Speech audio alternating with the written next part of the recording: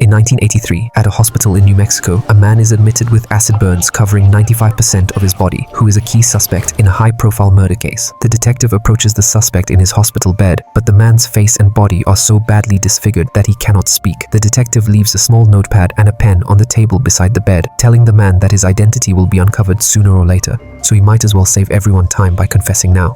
Their conversation is interrupted by a nurse, who informs the detective that he has an urgent phone call. The receptionist tells him that the suspect's young daughter had been there but left without providing any information. Suddenly, a scream from the nurse echoes down the hallway. The detective rushes back to the room and discovers that the burned man has jumped to his death out of the hospital window. On the notepad, he has left a short message. "I'm sorry, Abby. It all started 2 weeks ago when a 12-year-old boy named Owen was using his telescope to spy on the neighbors. A car pulls up outside, and a middle-aged man named Thomas and a young girl named Abby are moving into the apartment next to Owen's. Strangely, Abby is barefoot despite the snow.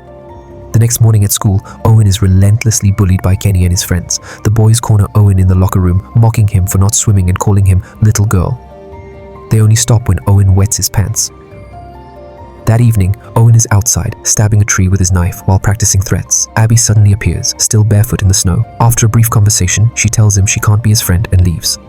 A short while later, Owen sees Thomas leaving the building dressed entirely in black and carrying a bag. Thomas goes to a store parking lot, breaks into a car, and hides in the back seat. When the owner returns with groceries and drives away, Thomas waits until the man stops at the train tracks. Thomas then puts on a mask, attacks the driver, and kills him.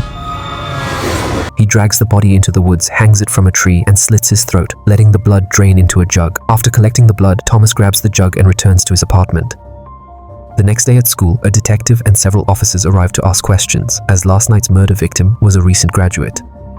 That evening, Owen is in the yard again with his Rubik's Cube. Abby approaches him and asks about the cube. Owen teaches her how to use it and asks about her bare feet. Abby says she never gets cold. He gives her the cube for the night and she stays outside to play with it. Soon after, Abby drops the cube as her body begins convulsing. She walks to a tunnel, pretending to be a wounded child, and calls for help. Jack hears her and approaches to help, but when he picks her up, she attacks him and drinks his blood.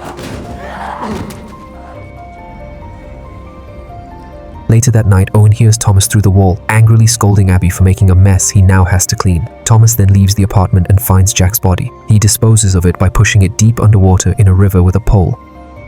The next morning, Owen finds the Rubik's Cube in the yard, now solved and dusted with snow. That evening, he meets Abby again and they exchange names. Abby says she's 12 but doesn't know her birthday. Owen tries to give her the cube as a gift, but she refuses. However, she agrees to teach him how to solve it, and they spend the evening playing together. The following day, Owen's teacher plays a movie for the class, and Owen uses the time to study Morse code. After class, the bullies corner Owen in the bathroom. Kenny demands to see what he was writing during the class. When Owen refuses, Kenny hits him with a stick and cuts his cheek. At home, Owen lies to his mother, claiming he fell on the playground. After dinner, Owen meets Abby again and gives her a sheet with Morse code so they can communicate through the wall.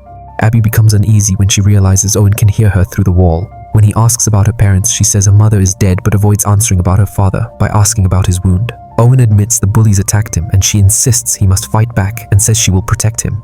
That night, they return to their separate rooms and begin tapping messages to each other in Morse code through the wall. The next day, Owen quietly takes some money from his mother's purse and uses it to take Abby to the arcade. Afterward, as they walk back home, Owen confides that he dreams of leaving this town. They begin holding hands but are interrupted when Owen's mother calls him in for dinner. After wishing each other good night, they head to their own apartments.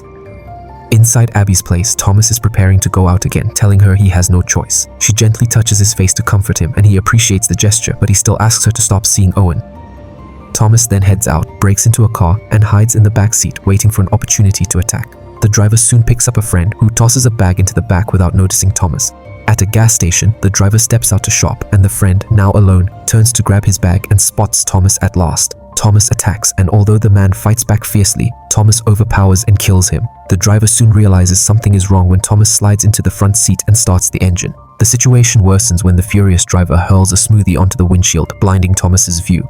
The car swerves off the road, flips into a ditch, and traps them under the wreck. With the driver approaching and the police likely on their way, Thomas takes a bottle of acid from his bag and pours it over his own face, destroying his features beyond recognition. Meanwhile, Abby hears news about a murder suspect hospitalized with severe burns. She goes to the hospital and asks to see her father, but the receptionist explains that police have restricted access. As Abby leaves, the receptionist calls the detective to report her, which brings the story full circle to the opening scene. Abby has climbed to the hospital window, looking in at Thomas. She taps on the glass and Thomas comes over, revealing that he can't speak. He leans his forehead against hers, then exposes his neck for her to feed. As Thomas loses consciousness, his body slips away and crashes into the snow below.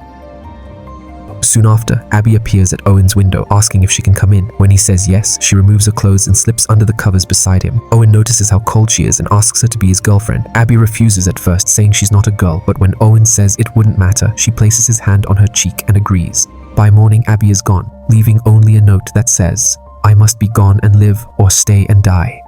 Later, Owen's gym teacher takes the class to the frozen lake for hockey and skating. When his bullies corner him again, Owen grabs a metal pole and strikes Kenny in the head. That afternoon, after a meeting with the principal, Owen and his mother return home to find the detective wanting to ask questions. Owen is sent to his room, where he watches police investigate Jack's apartment. He sends Abby a message in Morse code, but she doesn't answer. The detective is at her door. Seeing him through the peephole, she chooses not to respond, and he eventually leaves. The next day, Owen meets Abby and proudly tells her how he stood up for himself. She smiles and praises him with a kiss on the cheek. Owen then brings Abby to a vacant apartment, a place no adults know about. He then cuts his finger to form a blood pact. The scent of blood overwhelms Abby, and despite her efforts to resist, her face distorts into something monstrous as she collapses and licks the drops on the floor. When Owen calls her name, she bolts out and climbs into a nearby tree. At that moment, Virginia passes by walking her dog with Larry trailing close behind. Abby drops down on her and begins feeding, but Larry shoves her away. They struggle briefly before Abby flees. Moments later, Owen watches an ambulance take Virginia away. Owen then visits Abby and demands answers. She admits she's a vampire who has been 12 for a very long time and Thomas was not her father. Looking around her apartment, Owen finds an old photograph of Abby and Thomas. She looks exactly the same, but Thomas is a boy about their age. Realizing she hasn't aged, Owen is unnerved and decides to leave. As he goes, she reminds him that she had warned him that they couldn't be friends. At the hospital, the detective visits Larry and Virginia as part of his ongoing investigation. While he questions Larry, Virginia suddenly regains consciousness, her eyes now bearing the predatory glow of a vampire. She notices the IV needle in her arm, yanks it out, and begins sucking the blood directly from the wound. A nurse enters at that moment and opens the curtains, flooding the room with sunlight. The direct rays ignite Virginia instantly, and the flames spread rapidly across the room, engulfing the nurse as well. Meanwhile, Owen is having dinner alone in his apartment when suddenly, Abby knocks at his door, asking him to invite her in. Owen doesn't understand why she can't just enter on her own, so Abby steps inside without permission to show him, and her skin immediately begins bleeding from multiple spots. Owen quickly gives her verbal permission that she's allowed inside. The bleeding stops, and he pulls her into a hug.